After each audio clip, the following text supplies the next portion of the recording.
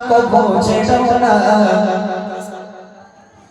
বলি ও ফাতেমা শামের সেবা কবু ছেড়ো না বলি ও ফাতেমা শামের সেবা কবু ছেড়ো না শামের কদম তলে বেগে ভুলে যেও না শামের কদম তলে বেগে ভুলে যেও না শামের কাছে আওয়াজ তোমার জোরে করো না শামের কাছে আওয়াজ তোমার জোরে করো না শামের কদম তলে বেগে ভুলে যেও না শামের কদম তলে বেগে ভুলে যেও না বলি ও ফাতেমা শামের সেবা কবু ছেড়ো না বলি ও ফাতেমা শামের সেবা কবু ছেড়ো না শামের কদম তলে বেগে ভুলে যেও না শামের কদম তলে বেগে ভুলে যেও না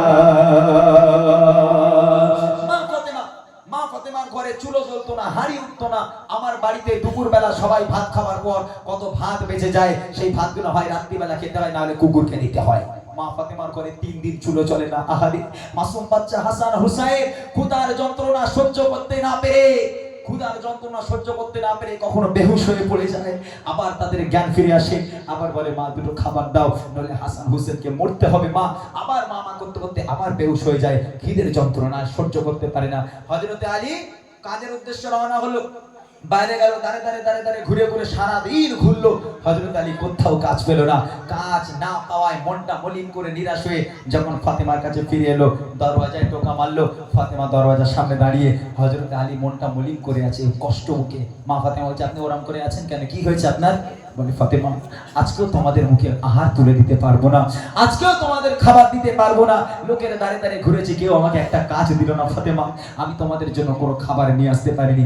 আম্মা ফাতেমা বলেছিল, হে আমার স্বামী, আপনি কি রুজির মালিক? ভালো করে শুনবেন, ফাতেমা বলছে, আপনি কি রুজির মালিক? 3 দিন কেন, যদি 1 সপ্তাহ খাওয়া না হয়, আল্লাহ চাইনি তাই খাওয়া হয়নি, আপনি কেন মন মলিন করে আছেন, আপনি কেন কষ্ট পাচ্ছেন? আপনি তো রুজির মালিক নন, আল্লাহ চাননি তাই হয়নি। আর আমার ঘরের মায়ের এরকম করবে, ছেলে যদি 2 দিন কাজে না যায়, ওলাও তো হ্যাঁ এটা সেটা, খালি বাড়ি বসে বসে খাবে। ওরে আল্লাহ, সে কত কথা চটে। ও স্বামী যদি অসুস্থ থাকে তারপরও কাজে যেতে বাধ্য হয়।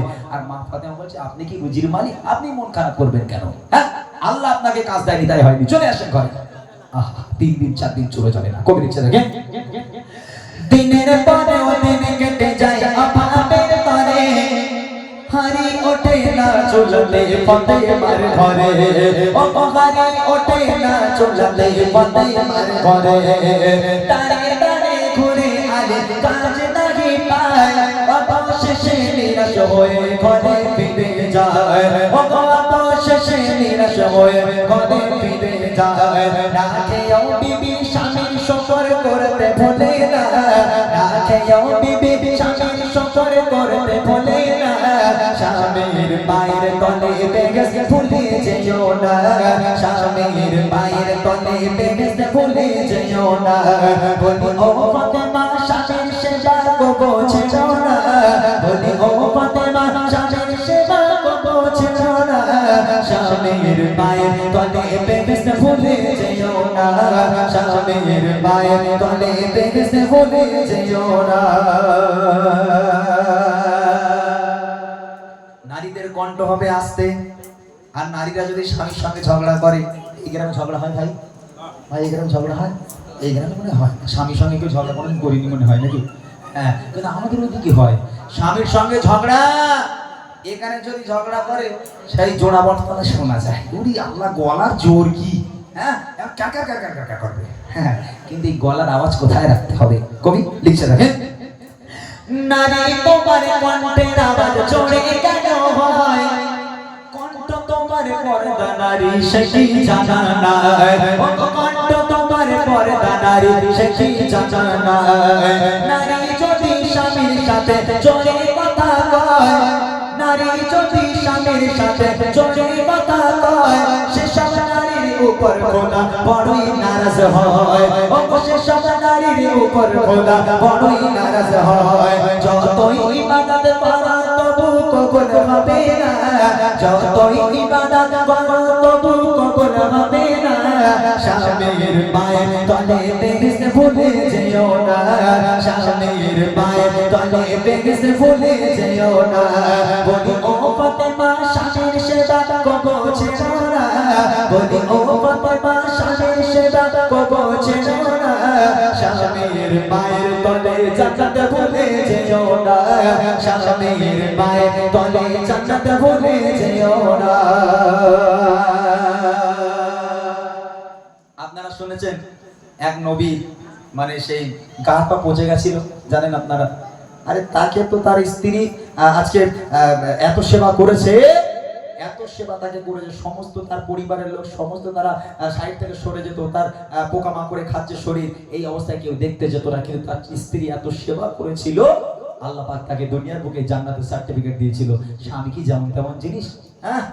আর আমার মায়েরা সেই সময় স্বামীর মাথাগুলো ভেজে ভেজে খাচ্ছে, কি সব মনে হচ্ছে কাণ্ড বলেন তিনি। আপনারা রাগ করবেন না, আপনাদের বলি না, আপনারা খুব ভালো, আপনারা স্বামীর খুব ভালোবাসেন।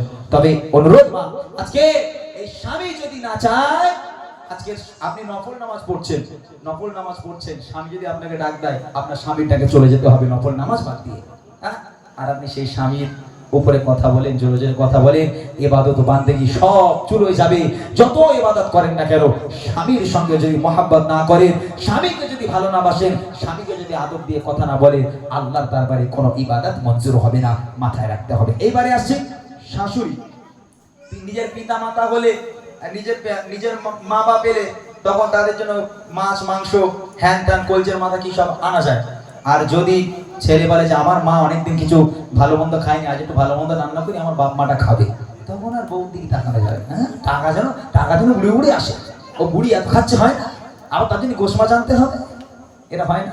অনেক বৌমা এরকম আছে, তাদের জন্য কবি লিখছে, পিতা মাতার মতোই তোমার শ্বশুর শাশুড়ি, ও গো পিতা মাতার মতোই তোমার শ্বশুর শাশুড়ি, তাদের সাথে কেন করো ছক চোরে, ও গো তাদের সাথে কেন করো ছক চোরে, বাবা মায়ের সেবায় যেমন জান্নাতে পাওয়া যায়, ও গো বাবা মায়ের সেবায় যেমন জান্নাতে পাওয়া যায়, তেমনি তাদের করলে সেবা খোদা খুশি হয়, ও গো তেমনি তাদের করলে সেবা খোদা খুশি হয়। পিতা মাতার সেবা করলে অভাব রবে না, পিতা মাতার করলে সেবা অভাব রবে না, পিতা মাতা আর স্বামী তোমার জান্নাত ঠিকানা, পিতা মাতা আর স্বামী তোমার জান্নাত ঠিকানা।